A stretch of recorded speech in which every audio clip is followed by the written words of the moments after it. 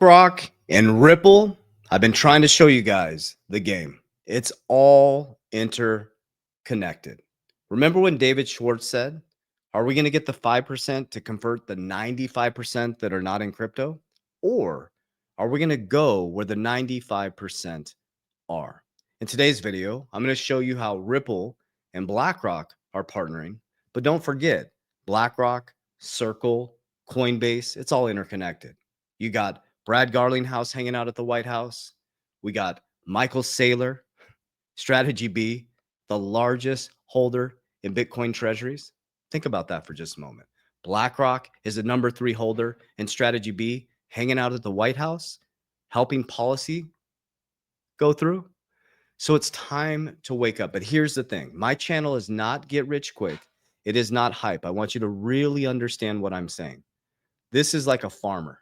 Think about this. Does a farmer go out there and plant a seed and every single day go look and pull up the seed and see what's going on with it? No, the farmer plants a seed.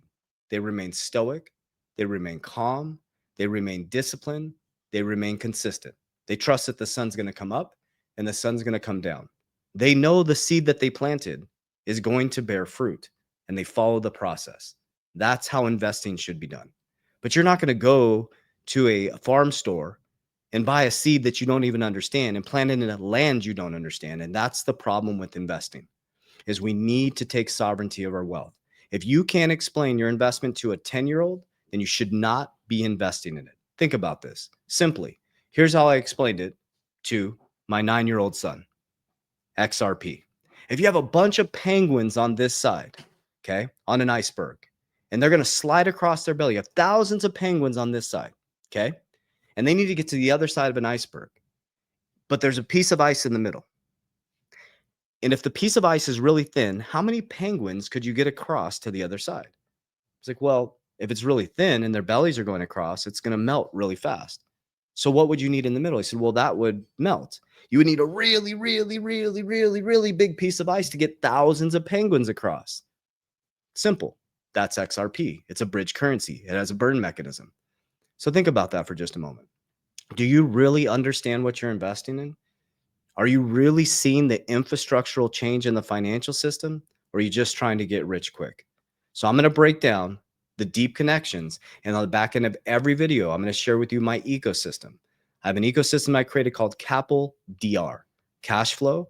I move it into appreciating assets that have fixed supplies that beat inflation. I pull profits from those and I protect my wealth, and I use leverage from my assets like the wealthy do to create more cash flow. And DR is de-risk, de-risk, de-risk. All right, so let's dive right in. This has been flying around the internet right now. We are partnering with Ripple to enable RLUSD transfers for BlackRock build. BlackRock, Ripple. We've been trying to show you guys since 2020 what's happening here. I knew when the SEC sued Ripple that video I did when I said I'm holding on like a tick on a dog. I felt it deep inside my soul that Ripple, the company, would leave a dent in the universe, and that XRP will be one of the most disruptive technologies in our living history. Here's Brad Garlinghouse, very excited to share that BlackRock's build and VanEck US tokenized fund holders can redeem their shares of RLUSD ETH 24/7, 365 days a year at Securitize, and soon to come RLUSD XRPL.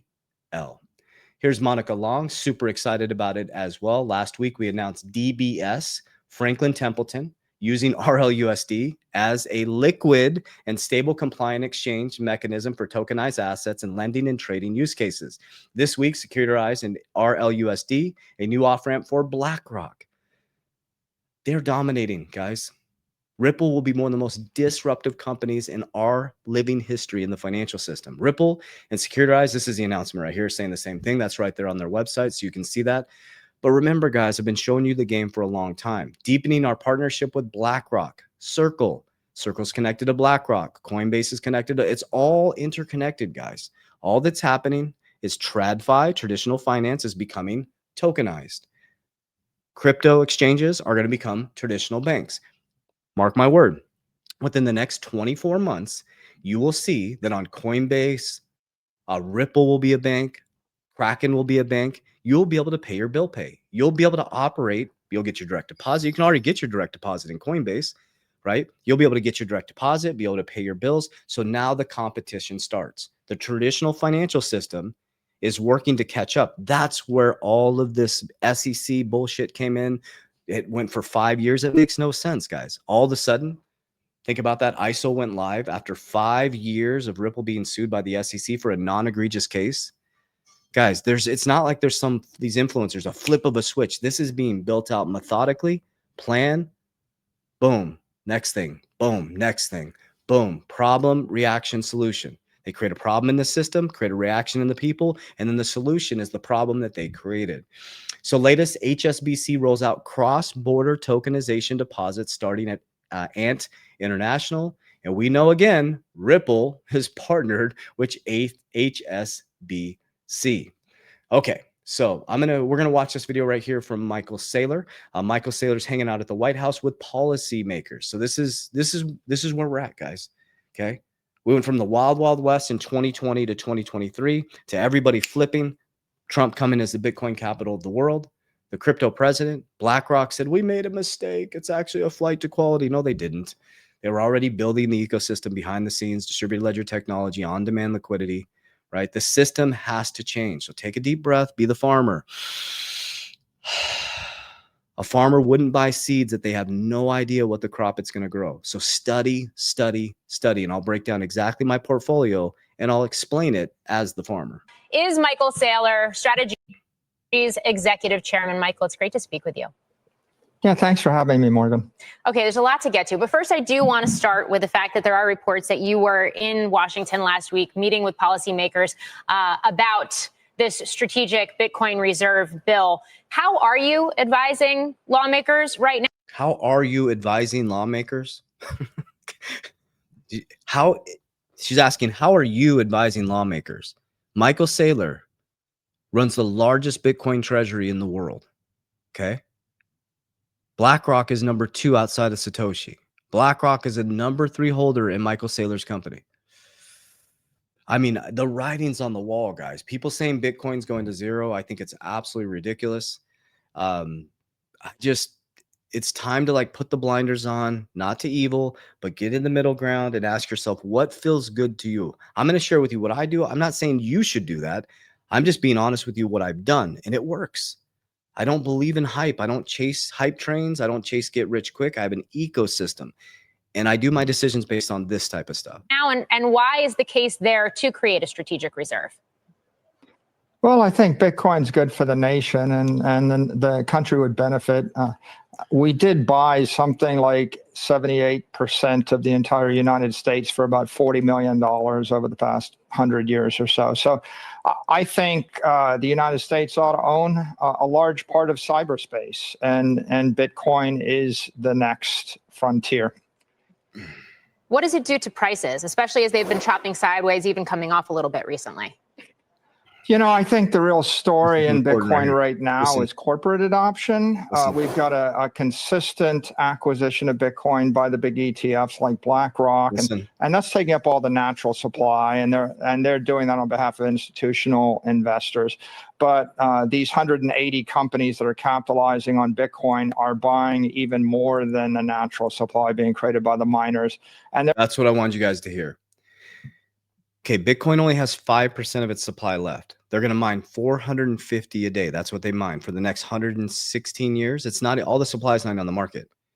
There is more supply being bought up every day than there is Bitcoin. It's impossible for it not to go up over the long term. It's literally impossible. Michael Saylor, Kathy Woods, they say it should go to about 1 million by 2030. He's saying by 2045 to 13 million. Okay. So let me explain to you how I do this. This is my thought process. Okay. I'm very methodical and thought out on how I do things. Okay. So Bitcoin grows about 50% every single year. So let's talk about the US dollar. And this is why, the why behind it. Okay. So I'm a farmer. So I'm going to the farm store to buy seeds. I'm like, okay, I have a seed called the US dollar. Okay. The US dollar has collapsed 96 to 97% since the Federal Reserve was created. Okay. When I get paid by my companies, I'm getting paid in your debt.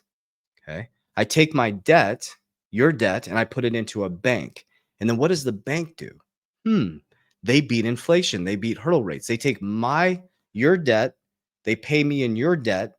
My debt goes into a direct deposit into the bank, and then they take it and they lend it out to the next person walking in an auto loan at 6%, at a mortgage at 5 to 6%, a credit card at 33%. So they're paying me 0.01% on my money, and they're making money by beating the hurdle rate, right? So there's inflation, and then there's the hurdle rate. You got your interest rate. Inflation runs about 2% every single year. If you run at 2% for 30 every 35 years at 2% inflation, if you don't get a raise and your income doesn't increase, your money gets cut in half. Okay, here's the example. My parents bought their house in 1973 for $25,000. Okay, let me bring you fully on my screen here. My parents bought their house in 1973 for $25,000. It is now worth almost $400,000. Kind of peaked at 430. It came back down. Okay. Someone would say, wow, look at all the money they made. It's the exact same house. If they sold it, they can't even move into a comparable house in the same neighborhood. It's the same brick and mortar. So that same brick and mortar it's not worth $400,000. And they would say that too. It's not worth $400,000. That is the devaluation. That's called inflation. Okay. Did their income go up to match 25,000 up to 400,000? No. Right. They are not beating inflation. If that would have been invested in an asset that beat inflation, the 2% inflation, they'd be multimillionaires. Okay. So this is what's happening. It's something that we've never been taught in macro and microeconomics. Now, this system worked when we had less debt than we had income. Okay. When the American dream was to live off one income, you could live off one income. Their mortgage was like $298, right? My father was a police officer. He had a decent salary, right? We lived a decent life. We were, lower middle class family. We're a middle class family. We lived a good life. It's like, but they couldn't move out of that neighborhood because their income wouldn't increase enough to get them out of that, right? Or they didn't choose to. I'm speaking for them. I don't know, why they've decided to live there the whole lives. That's their decision. But so when people see that, our brain thinks, oh, they made a bunch of money. No, they didn't. It's the same house, 25,000 for another example. Okay, my parents just bought a car recently, right? Bought a brand new Camry. I was like, how much? And I went and looked up brand new cars. $44,000. Okay. When they bought their last car, I think it was 15 years ago, you could get a Camry for $13,000. That's the erosion of your buying power. Is that clicking? Comment down below. Okay. So what I started to realize, I'm like, oh my God, these are real life things that you're experiencing. You're feeling this in your pocketbook. So if you get paid in someone else's debt and you put your debt into the bank, someone else's debt, your pay, and the bank is lending it out and beating hurdle rates, well, maybe you should do that. So that's what I do. I have 4-prong approach. It's called CAPL DR. Cash flow. I create cash. Cash is trash. I transmute my cash flow into 2 things. I move it into cash generating dividends to create more cash. That cash from the dividends, cash from businesses transfers into A, which is appreciating assets that have fixed supply. I like deflationary assets like Bitcoin and XRP. Okay. Bitcoin grows 50% every year. My XRP went up dramatically since Trump got elected, and I believe in it. Okay. Remember, I'm a farmer. I know what the seed does. I know what those 2 seeds do. So I move my cash flow into deflationary assets. I have liquidity over here. Someone's like, well, what about savings and emergencies? I have liquidity right here. And I'll give you another badass liquidity thing that I have. From appreciating assets, okay, I have protection, which is number 4. I feed my premiums every single month. I think everybody should have life insurance, okay? And I'm not talking about term. A term is great because it protects your family if something happens. I'm talking about permanent life insurance and cash value life insurance. I use it very different than the other people. These things need to be funded properly. They need money in them to work. Okay, you need to understand the mechanisms. So when I have liquidity events over here, I'm paying my premiums in here, liquidity event, premiums over here, ready to max fund. So when I have a liquidity event, boom, I pull some off the top, I max fund. Now I have a leverage component in 2 categories. I can pull from my Bitcoin into leverage, and I got my insurance into leverage. So now what do? Richest man in Babylon. So as you make $1 and watch it go up and down in the crypto markets, I'm turning $1, I'm turning my income into $2. When it appreciates, I turn it into $3. Okay, now I have access to the cash value on the Bitcoin and the insurance. And now I'm borrowing against it at low leverage to beat the hurdle rate and inflation. And I go back and I do what? I buy more cash flow. Now I made my money 4 different ways.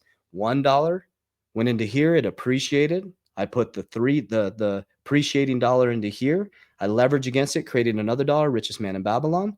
Okay, boom, it comes back down here. And what does that do? $1 created 4 components, and it recycles again as long as I'm beating inflation and hurdle rates, interest rates. Okay, so if I'm borrowing at 5% for my policy at $100,000, that's $5,000 per year. So if I put $100,000 into a policy, okay, and I borrow against that policy at 5%, and I move it into Bitcoin that grows 50% every single year, okay, and we're talking long-term strategy on the asset side, okay. So I borrowed 100K, borrowed at 5. Bitcoin grows 50% every year. I'm getting 45% hurdle rate. Okay. If this doubles, boom, I could take the doubling and then pay it off. And now I have free Bitcoin over here. I do this all the time. So an example of that. Okay. So my partner, she's okay with me sharing this. She borrowed from her insurance policy. She bought cash generating dividends, created cash flow, paying off the leverage. Boom. Now she has free cash flow over here. What I just did recently is I took a Bitcoin loan. I bought my insurance brokerage. It was already creating income. It'll be paid off next month. We were supposed to pay it off by April next year. It's going to be paid off. So now that 25%, and here's my rule. I operate in rules and systems just like a farmer. Okay. I only leverage 25% on my asset side, on my digital asset side, because it's like this. Okay. You got to be very careful with leverage. I only leverage 25% of my overall portfolio. Okay. I keep it really low LTV. Okay. So I borrowed 25%. That'll be paid off next month. Guess what I'm going to do? I'm going to go back up to 25%. I'm going to buy more cash generating dividends.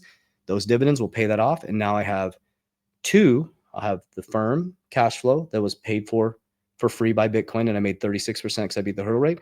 And then I'll have cash generating dividends. Once those are paid off, I have 2 things that are creating cash. So I'm building wealth with Bitcoin. So people say, oh, you can't, and when someone says you can't build wealth with Bitcoin, it's like, wow, man, 50% every year. What kind of savings can you do that? Now, I'm not saying you have to do that. I'm just telling you exactly what I do. So here's my top 7 cryptos now. I'll share with you guys. Now I have many other, but I'm going to be consolidating into the top 3 or maybe the top 4 now. So it's XRP, Bitcoin, Solana, XLM, and then WFI, Trump's token. Just it's not Trump's token, it's WLFI's token. Just flipped HBAR for myself. Then it's HBAR, VeChain. So that's my top 7. I'm not saying you have to invest in it. I'm just sharing you what I do. Every single day I buy Bitcoin and XRP. I dollar cost average in. I put money on the sidelines. When the market dips, I buy more. I store my excess capital in Bitcoin because it's a supercharged savings. And I pump money into my premiums, which is a supercharged savings. And then when I price appreciate, I stuff cash value into my premium. So I have 2 supercharged savings. I'm buying WFI every single week and Solana every single month. So XRP every day, Bitcoin every day, Solana every month, and WFI every week. And so I'm working to get my WFI up into the top 4. I believe in it. So I have that XRP type conviction to it. So what I got for you guys: honest, open, transparent. That's my capital DR strategy: cash flow appreciation, protection, leverage, and then I de-risk. That is the part that changed. That is a differentiator in my strategy. Is I de-risk. When something is high risk, high return, like my dividends, I de-risk back into Bitcoin and XRP. So as everybody sits there and watch the markets go up, they watch them go down. I am constantly transmuting my cash, working to create more cash flow, working to create more leverage, and responsibly leveraging to make sure my family is secure. And then on top of that, of course, I have the trust structure and all that. So what I got for you guys. I love you guys. I appreciate you. If you made it this far, comment warrior down below. I love you guys. And as we always say, warriors, just get your shit together. Hey, if you're still here, I'm trying to keep up with my messages. We have thousands of messages a day from all the different platforms. I'm very grateful. We have 3 million followers worldwide across different platforms, and we're literally getting thousands of messages from all the different places. We do have a community. I don't talk about it very much on YouTube. I wanted to make sure I give you as much free information as possible. Down below in the description of this video on my social media platform, we have what's called the Warrior Academy. We've helped 13,000 people worldwide understand my capital DR system, understand how to get your shit together. It is subconscious mind programming, goal setting, money mindset, understanding this stuff. It's an education platform. We teach you how to fish. We have 7 live calls per week. My team is constantly live in there. I do a lot of coaching within the ecosystem, and we help people understand systems, process, structure, discipline. If you're trying to get rich quick, it is not your program. But if you want to get wealthy for sure, it's the place for you. Down below, you can either join the academy or you can sign up for a free discovery call with my team, or in the social media platform, you can set up a free call with my team as well. Remember, we do, and also in my social media platform, you can now report scammers. Okay, I do not invest people's crypto. I'll never proactively DM you. I'll never ask about your cryptocurrency. Never send. We don't have a trading platform. We do not invest people's money. We are not a brokerage. We do not invest your money. So be very careful with scammers. In my social media platform now, you can report any scam accounts. Love you guys. Warriors, let's get your shit together. God bless you.